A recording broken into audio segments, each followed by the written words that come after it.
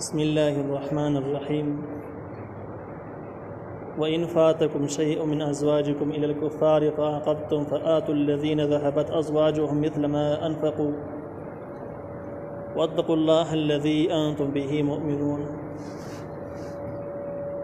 سورة الممتحنة 11 نمبر آیات.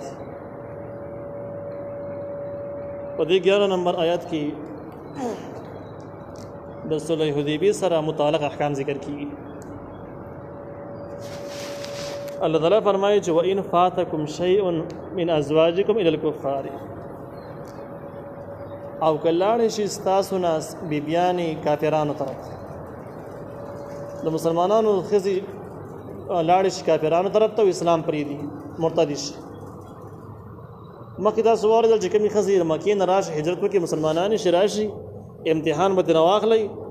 او دا به کافرانو ته بیا نه واپس کوي. چې کله مؤمنان معلوم کړي چې مسلمانان دي اوس به کافرانو ته واپس کوي، نه دا غي د پاره نه دي حلال. البته دا ځان څخه مہر راوړې دي نو مہر به کافرانو ته واپس ابو لور کې.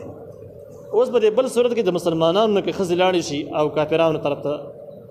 او ځان سره مہر هم ويسي او بيدین شي. دا غي حکم دا دی چې فعاقبتم فآتوا الذين ذهبت ازواجهم مثل ما انفقوا. فعاقبتم تاسو ته انتقام والی، فآتوا الذين ذهبت ازواجهم مثل ما انفقوا، نو ورکی هغه کسان ته چې وړي دي د هغوی بیبیانو مہر یا تلی د هغوی نه بیبیانی په شان د هغې چې هغې خرج کړي. د دې خلاصه دا ده چې کومې زنانو ځان سره مہر وړی دی او مسلمانان یې نه دي تللي دي، نو د هغه کافرانو له پکار دی دستور چې مطابق هغه مہر یې واپس کړي مسلمانان. خو چې نه واپس کوي نو بیا د انتقام والی. انتقام به د څنګه والی؟ انتقام د داسې واله چې د هغه ځای نه مخم ښځې راشي مسلمانان شي به ځان سره مہر راوړی، هغه مہر او کافرانو ته مه واپس کوئ، هغه راوالی دې کس لی ورکوي. چې کوم کس نه زنانه مہر وړی دی او کافرانو نیولی دی نه یې ورکوي، همدې کس لی ورکوي، سر په سر باندې بشي. نو فآتوا الذين ذهبت ازواجهم مثل ما انفقوا، ورکوي هغې کسانو ته چې وړی د هغوی نه بیبیانو مہرونه په شان د هغې چې هغوی خرج کړي دي، نو بس هغه پیسې راوالی دې لی ورکوي د ضرورت پې پوره شي. بیا که فرض که داسې وشي چې د څوک برابر هم نشي چې هغه ځای نه مہر راوړی او ته دې والي دې کس ته یې ورکړي او کافرانو ته یې واپس نه کړي هغه مہر، نو دې صورت کې به داسې وشي چې د غنیمت نه مال نه به راواخیستلی شي او دې کس ته به والی شي. کم کس نه زنانه واپس تللې ده مہر یې وړی د کافرانو نه واپس کوي، نو د بیت المال نه به دغه مال به میلاویږي، مہر به ته میلاو شي. واتقوا الله الذي انتم به مؤمنون، ویریږئ د هغې الله نه تاسو په هغې باندې ایمان راوړئ. اوس دا مسله ده چې یاره آیا د مسلمانانو کې دې څوک ښځې وي چې هغه مرتد شوي او تلي واپس؟ نو په دې کې یو قول دا دی چې یوه زنانه داسې وه، د ابوسفیان لور وه، او دا زنانه داسې وه چې یو پرې راله مدینې منورې ته راورسېدله او د هغې نه بعد واپس ارتداد اختیار کړو، کافره شو، واپس راړه مکې معظمې ته، مکه کې پناه واخیستله او ځان سره سامان هم ویو. او د دې نه علاوه چې کوم دی نورې نشته. عبدالله ابن عباس رضی الله تعالی عنه یو قول کې دا 5 زنانه شمار شوي دي، 5 زنانه داسې وي، لیکن تاریخ نه معلومیږي دا چې اصل کې واپس تلي یوه ده. 5 زنانه به کې نور داسې وي چې ځینې مسلمانان داسې وو چې هجرت یې وکړو رالو خو ښځې ورسره رانلې او هغوی به راتللو باندې راضي نه وي، نه راتلې، چې نه راتلې هلته کې پاتې شولې، حالت کفر کې پاتې شولې او اوسېدلې. په دې کې د ممتحنه آیاتونه نازل شول چې د کافرانو او مسلمانانو منځ کې نکاحونه برقرار مه ساتئ، دا مات شو، ختم شو. کومې ښځې چې نه مسلمانېږي نو هغه ستاسو ښځې وس نه دي، او کوم سړی چې نه مسلمانېږي نو اوس یې د مسلمانانو ښځې د هغوی ښځې کېدی نه شي. د دې حکم نه بعد هم دغه ښځې مسلمانانې نه شوې او کفر باندې کلکې پاتې شوې او دا 5 زنانه وي. نو بیا چې 5 هغه شي اوس دا شمار شي دا 6 ښځې جوړېږي. نو اصل کې صحیح ایمان پکې یوې پرېښلی دی او دا باقي د اصل حکم به د مرتدینو لګېدلی دی، خو دا مرتد نه وي، د نه مخکې نه کافر وي. یا ایها النبی، ای نبی علیه السلام، اذا جاءک المؤمنات، هر کله چې راشي تا د مؤمنانې ښځې یبایعنک چې بیعت کوي تا سره علی الا یشرکن، په دې خبره باندې چې ښځې به شرک نه کوي بالله د الله تعالی سره شیئا د هېڅ شي، ولا یسرقن او نه به غلا کوي، ولا یزنین او نه به زنا کوي، ولا يقتلن اولادهن او نب وجن اولاد خپل لکه څنګه جاهلیت خلکو جن کوي وجلې مداسه بنک ولا ياتين او نبرات لکه ببهتان په یو تهمت سره یفترینه جوړ کړي هغه دره بین ایدیهن پمن د لاسونو خپلو کې وارجلهن خپلو کې یعنی په خپل جوړ کړي د تهمت بچا باندې تهمت جوړ کړي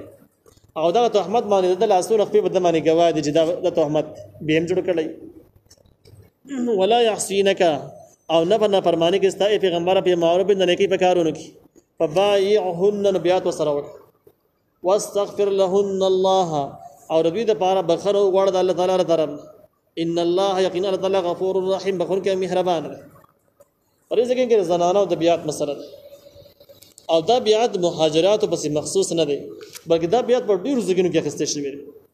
د فتح مکی په ورځ باندې هم بیات اخیستل شوی دی او کله د صفا په خوا کې نبی عليه السلام ولاړو بیات اخیستو نو عمر فاروق رضی الله عنه د هغه ترجمانی کوله په اوچت आवाज باندې غلفاظ زنانه ته بیا دهراوهل ابده کې هنده هم ولاړه و ډېر شرمېده ځان پټ کړو خبرې نه کولې په اول سر کې بیا ځنې سوالات د سره الجدر احکار خبرې شروع کړې چې بصرین په تفصیل سره دخل کړې دي لدينا معلومه کې زنانه او نبيات په ډیرو ځګونو کې اخیسته شوی او ډیرو قسم زنانه او یوازې د مهاجر خزونه نه صرف دې کې دومره مسله ده چې په دې ځګن کې د زنانه د بیات تفسیری دي او د نارینه بیات هغه مختصر نارینه بیات دا وجه اسلام به قبول کړي اسلامي احکام به مني او جهاد به کوي بس دومره د زنانه احکام تفصیلی ذکر کړي د جتاب شرک هم نه کوي غلا به هم نه کوي زنا به نه کوي قتل به نه کوي تهمت به نه لګي او بنکی به یو کار کې به هم مخالفت نه کوي دا یو عمومي مضمون شي وای دا د دې وجنه چې زنانه عقل کمزور یا دومره په معمولی خبرونه دومره مطلب نشي غسته نارینه عقل برابر نو هغه چې کله وته چې په اسلام باندې بیعت ته هغه پویږي چې د اسلام څومره احکام دي منل بغواړي خو زنانه به د سینې پیږي هغه ته یو حکم کار کوي چې دا یو حکم دسي دی دا حکم دسي دی دا حکم وضاحت ته وته نه کوي نسی په اجمال باندې خزینه پویږي دا هغه د زنانه د کمزوري سره رعایت ته چې تفسیر احکامات خود لري شي او باخره کې والا يحسينك نافرمانی منه کې استفه معروف نه کې په کارونه کې د یو عام حکم شو او دا حکم د ټول زنانو لپاره د قیامت پورې چې کوم زنانو اسلام قبول کړي د نغبر دي د نبی عليه السلام په حکم کې مخالفت نه کوي فبايعهن نبيات وسروك واستغفر لهن الله او بخنه ورلو وعلى ان الله غفور رحيم يقين الله تعالی بخون کې مهربان دی یا ایها الذين امنوا هغه کسان تاسو ایمان راوړل دي لا تتولوا قوما تاسو به دوستی نه کوي د دې قوم سره غصب الله چې الله ورته غصي کوم قوم چې الله غصره د دین دشمن دي مجرمان دي هغه سره تاسو دوستی نه کوي غصب الله چې غصي وته الله تعالی علیهم هغویته قد یئسوا یقینا هغوینا امید دي من الاخره د اخرتنا د اخرت د فائدې او ثوابونو مایوس شوی دي کما یئس الکفار لکه څنګه نا امید شوی دي کافران من اصحاب القبور هغه چې په قبرونو کې دي د دې خلاصه دا شوه چې په کافرانو کې رسي خلک شته چې الله ډېر غصه دي دا غي شرارتونه ډېر زیات نقصان ډېر زیات او دغه خلک چې کم دینو د آخرت نه مایوس دي نا امید دي جنت تمه رسره شته نه چې الله په خیرت مې نشته دا خلک څوک د دې نه مراد يهود دي او دا ډېر آیاتونو نه معلومیږي چې د دې مراد يهوديان دي الله تعالی ته غصه دي او دغه خلک چې دین د آخرت نه د نا امید لري هغه خپل ځان باندې خپل باندې پويږي چې قران صحیح کتاب دی نبی رسول الله اخره پیغمبر دی خو ولې نه منو عزت کې راغلی ولې عزت دی یاره نبی رسول الله د بنی اسماعیل په خاندان کې پیدا شو بنی اسرائیل کې پیدا نشو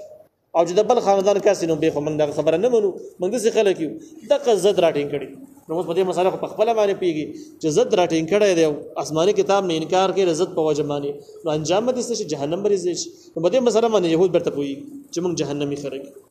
اخرت د مایوس دي الله تعالی د دې مایوس دي کما یسل کفار من اصحاب القبور لکه څنګه نا امید شوی دي مایوس شوی دي کافران د خوندانو د قبرونو والا یعنی قبرونو کې چې کوم کافران پراته دي هغه کافرانو چې کوم سوال جواب شوی دغه بخپل سترګو باندې بل مشاهده لیدل دي چې کافران الله نه بخي او جنت رسالت لینش